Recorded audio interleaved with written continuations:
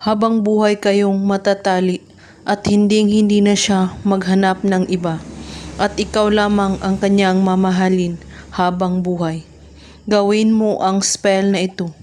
Kailangan lamang ng kandila, papel, kahit maliit lamang, at larawan niya.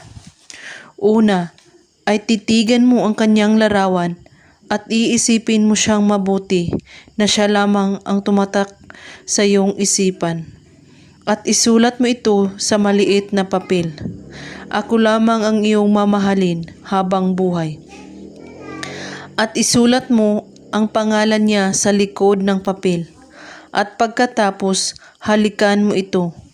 At ikulong mo ang papel sa iyong palad at banggitin ito ng 5 beses. Diana Puntundok. At pagkatapos, sindihan mo ang kandila at patakan mo ang papel ng 3 patak. At pagkatapos, itago mo ito sa iyong bahay na walang makakakita nito o makakaalam. At kapag tumalab na ito, ay punitin mo ang papel at itapon mo ito. Gawin lamang ito sa araw ng Martes at Biyernes lamang.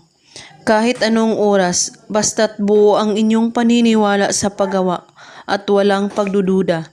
At huwag kalimutang manalangin sa ating mahal na Panginoon araw at gabi. At kung may katanungan po kayo ay magko-comment lang po sa ibaba. Maraming salamat sa panonood. May God bless us all.